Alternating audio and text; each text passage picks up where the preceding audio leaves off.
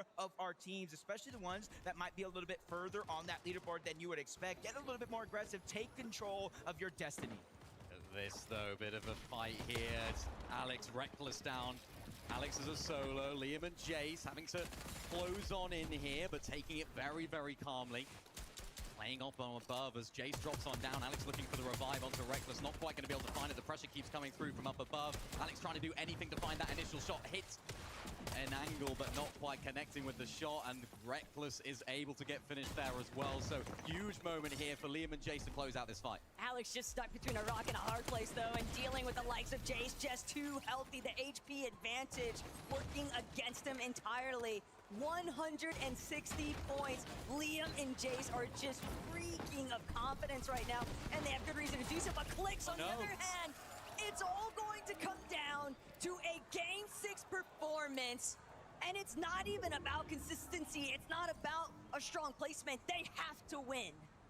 That is absolutely insane. Going down, they gave up the majority of Wonky Land. They try to push a whole nother team to catch off guard, but that's been Ghost and Pix's strategy all day long. They want those teams to go out there and feel a little bit too comfortable, so that way they're waiting in the shadows and they strike and take them down. They move one step closer to Championship Sunday, but you see the drops continue to move around. Minute and Salco, that was one of our 3 teams landing at Sandy Strip. Now they go back to the spot where they were landing in the upper bracket. Yeah, back to the basics, back to what they know, and it's going to be interesting to see now what happens to Clicks, of course, in that final game. If there's a player that can rise to the occasion, if there's someone that's going to win that final game, it's going to be huge for them. A little bit of an opportunity here to review what's been going down with Chap, and Giannis, unfortunately, won't be able to withstand the pressure here. Excellent usage of their time, though, just trying to make sure that they take out anyone they might be able to stumble across. Fadil and Ju, very much a similar mentality, though. They definitely like a little bit more eliminations, but they're really just looking for consistent placements. Yeah, and he could just feel the arena cheering these guys on. I could close my eyes, have our observers switch through our POVs, and I'll know exactly when they're on Fadil and Ju every single time. Ritual and Agers looking to continue to get aggressive as well. Over towards Frigid Fortress, they essentially already have their spot secured, but they don't want to just take part in the day. They want to take over. This is a huge warm-up opportunity for a team like Agers and Ritual. Huge fight, though, for Osid and Scare. These guys 52 points outside of that top 19 threshold, so we've got 2 ends of the stick right here in Agers and Ritual. They're already qualified through. They're more than happy to take this fight, but for Scare and Osid, this could be the fight that defines their weekend. Will we be seeing them tomorrow? This is such a huge fight for them to win. Scare and Osid also know that they have time working against them, because even if they're able to draw out this battle, it doesn't fare them any better because they still only have 52 points. Even if you take out the duo that's contesting you, you're still going to need so much more heavy lifting to be involved. Flixie and Chap, on the other hand, though, they are just happy to try and keep things through and through. But it's Ju and Fadil that are on the receiving end of it this time, and Chap, he's just not letting up. Maybe even a little bit of fire lit underneath him. Reason very openly trying to cheer on his former trio mate. He wants to see Chap in the finals, and Chap might just be able to do it if he keeps playing the way he has been. Super aggressive. They get the elimination onto Ju, and with Ju and Fadil going down, you see them in 11th place on that leaderboard. They're high up, much more high up than top 19 for now, but what they're doing is they're inadvertently allowing teams at the bottom of the leaderboard to get more points because the top side of the leaderboard aren't taking them away anymore. Yeah, tough there. German on German violence, really difficult for this crowd. He sort of had a bit of a weird reaction there. It's like, oh, do we cheer? Do we do? I don't know what's going on, but for a team here in Velo and Mr. Savage, they are outside of that top 19. How do they approach this? Are they going to try and go for that win? Are they going to try and make that crazy high play in endgame? We've seen them have a little bit of solo clutches from Velo. We've seen that throughout the season as well from these guys. It's been one of their downfalls, really, is those endgames haven't been together. They haven't been consistent enough in those situations. So they need to make it all happen now. With 2 games to go, this could be the end of their weekend if they don't make something happen quickly. Definitely want to give Velo his flowers, though. He has been left in a couple of very difficult positions and still managed to come up with some form of placement points through it. But now, all they really need to do is synchronize. If they can make it through a solid end game here, that could be the separating factor between outside of top 19 and making it in. Just unfortunate. I see Nebs just in the water, swimming along. He's hoping to go towards the north so that way he can try to get the reboot back onto Nathan. But then here you have it. Sky Jump Momsy trying to make a lurk play happen onto Ghost and Pigs. If this one breaks out into a fight, that'll be a blessing for Nathan. But if it does not, you just have two teams that can still float around. The shots are going to be fired out, but you can see what they're after. 2 empty item slots for the Sky Jump inventory, just picking up bandages. So you see they're just after scraps. Yeah, they gambled a lot on that play right there. They were hoping that one of those guys was going to go over to that chest, they could catch them off guard, make a little sneak play. But because they didn't make that play, Ghost and Pix, they're now a little bit behind Skyjump and Momsy. They didn't get all of that damage that they would have wanted. They didn't get that refresh. So for now, it's just about playing catch up.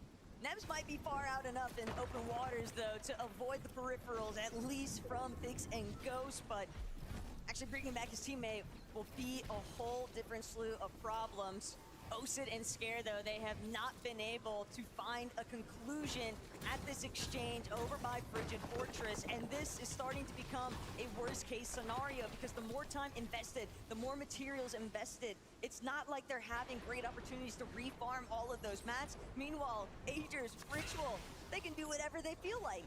Yeah, for Scare and Osid, they essentially need a decent game here to keep them in contention of consistency, because if they go down or even plays some more of this game out and don't really get much to show for it, they're going to be another team on that list that needs a victory royale going into our last game of the day. But as the dust does settle, Ages of Ritual probably get bored. They go one way. Osid and Scare use this as an opportunity to finally disengage. For the majority of this early game, they haven't been able to loot up. They haven't been able to get materials, so they are so far behind the curve. That's been their problem, especially when you get the south zone like this. It becomes very, very difficult to then continue to try and catch up with the rest of your game. Liam and Jace, we saw them in that fight against Alex earlier on in the game. That was a difficult one for them. They couldn't close it out that quickly. So for them right now, they're looking for a little bit of a lurk play here from Carillion and Yagu. What are they going to do? Are they going to wait? Of course, it's in the storm, so that's the damage is ticking, Taco. What play are they going to make? And yeah, they're just going to wait for them to go on through. Liam and Jace aren't in any sort of rush, but an opportunity is an opportunity, and if Carillion exposes himself for 1 second too long, or Jargu even, Jace and Liam, they can line up the shots. It's a great opener. Carillion completely flushed out here, but Jace, Liam, will they be able to fully close it out? The delay has been set in stone.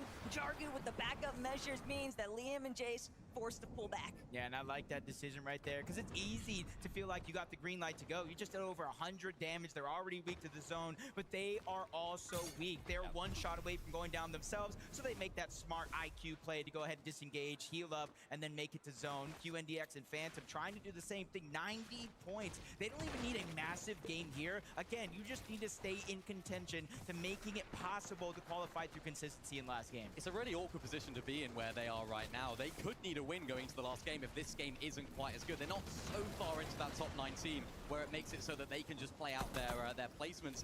Really, really awkward for them right now as Chino and Pablo Wingu in this fight inside of the storm as well. You can see the distribution of teams here. Chino and Pablo Wingu in 7th place. Team they're fighting all the way down in 43rd. So a huge fight for both teams here. Chino and Pablo look like they're going to be rotating on that. All Daya and Bobby are hoping to do is try and dissuade Pablo and Chino from wanting to follow up on that engagement. But Carillion and Jargu, they've now seemingly caught themselves in a fight with Chap and Felixi. But I have a feeling Chap and Felixi were likely the ones who tried to start this one. They've been picking fights the entire lobby so far, and they don't seem like they have any intentions of slowing down. Yeah, I wouldn't either for Chap and Flixie. The way this day started wasn't necessarily the best. They even got surprise contested in one of those games, going down off spawn. But since then, they've been putting their foot to the pedal and speed running their way through this lobby. But now Salco and Minute, they want some of those fights, but Minute immediately gets shut down by Champ. A huge shutdown as he goes back to back, taking down Salco as well. Huge, huge, huge from Chap and Flixie right there, showing why they're one of those duos in these sort of lobbies that you can rely on in those big fights. They do it in EU, they're doing it on this big stage here as well, and they're 2nd place right now, so could they move up into that 1st place? Really important they got that fight done quickly as well. There's another team lurking, so the speed at which they finished that fight was absolutely crucial. Jargu and Carillion are also probably very happy about the fact that Chap and Flixie were so distracted by Minute and Selco, but teams just continue to try and aggress. Liam and Jace also getting a little fraggy with it. Epic Whale and Pump, on the other hand, they've really got to do what they can to try and scope out the rest of the lobby. Riptides has just been so back and forth. There haven't necessarily been a whole lot of opportunities for them to even present themselves in the endgame just because of dealing with that contest. Yep, but all you need is that one big game to spark that fire. And then from there, there's no looking back. Chino and Pablo here in this day is a huge example of that. Jason, Liam as well. All you need is start to build that momentum. They already have 6 eliminations. And if I'm Chino and Pablo, I wouldn't have shot their way. I wouldn't have gained their attention because they're all but qualified, almost nothing to lose, and they're looking to get aggressive here. This is 2 more eliminations, 8 more points, 1 step closer to the top of the leaderboard as they're barreling down, trying to get control, but Liam bites off a little bit more than he could chew. Chino makes the play to take him down. They're fighting one of the best fighting teams in World of Fortnite, so that was only going to end one way when you anchor Chino like that. Huge elimination for him, 460 above the damage threshold as well. And you can see them in these games. They're getting so many of these eliminations, so much damage early on in the game, and you can see it just compared to the rest of the lobby.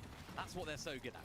Respect the hustle out of Liam and Jace, but unfortunately, Chino and Pablo have already determined who's going to come out on top in this one. Jace takes yet another big shot, and that's going to do it. Pablo finds an elimination there, and now these guys will be able to move forward, no problems whatsoever. That last lobby really seems like it started something big for Chino and Pablo. Yeah, each and every second that passes in this game, it feels like they're just moving closer and closer to the promised land. Phaser, King, we saw early on Clix and Higgs go for a fight towards the top side of the map, which means Phaser and King relatively uncontested over towards Wonky Land. And when you look at teams and you're uncontested, especially when you're at one of the best POIs in the game, you have to make these games count. This is now or never right now for Phaser and King. You don't know what Clix and Higgs are going to do in that final game. It's going to be so important for them to make the most of this game. Likewise, Sphinx and Mudge, you don't know what's going to happen in that sort of off-spawn situation. They've struggled today.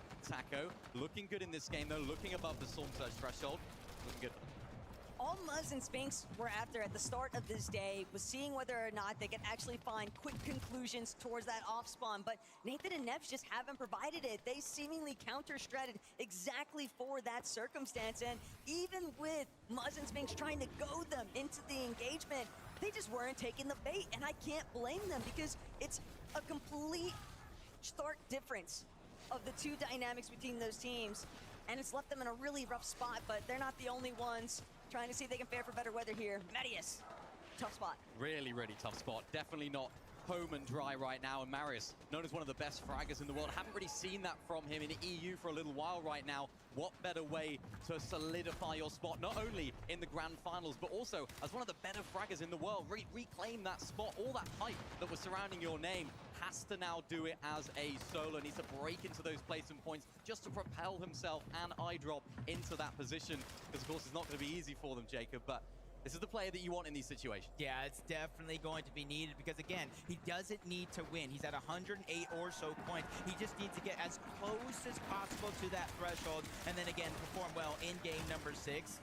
Flixie, Chap, 541. Again, the spark has not gone out from these guys. Elim after Elim, they're just getting better with each and every passing game. And now they're just looking at the backside of zone because they pulled it. Everybody else on the north end, that's a max pull. It's almost like everybody kind of just forgot for a while now that Chap was heavily regarded as one of the best, and now he's trying to showcase exactly why. His fighting abilities are just still at the top here. Flixie and Chap waiting to see whether or not they can actually pick off some other pieces of pie here. Duos trying to scrap their way in, but Chad realizes lost track of one of the teams on high ground, will pay the price, but he's still up and running, so that's going to at least keep them going forward. Huge refresh for them. Epic Whale and Pump shaping up to look for that early high ground right now as well. This is a team that desperately need a good game right here. You want to take as much pressure off of that last game as possible. They're in a really nice position. 0 eliminations so far, but above that threshold as well. So they're able to keep a lot of those heals. You can see it by their inventories. They really need a big game here to solidify their spot. Yeah, we've seen so many teams with plenty of eliminations, but they haven't fared well on Storm Surge, which ultimately caused the downfall in their games. It's the opposite here this time for Epic Well and Pump. 0 eliminations, but more than enough Storm Surge. That grants a little bit of a freedom, a flexibility to move through some of these games. The Sky Jump gets a big elimination onto Nathan, sending him and Nebs back to the lobby.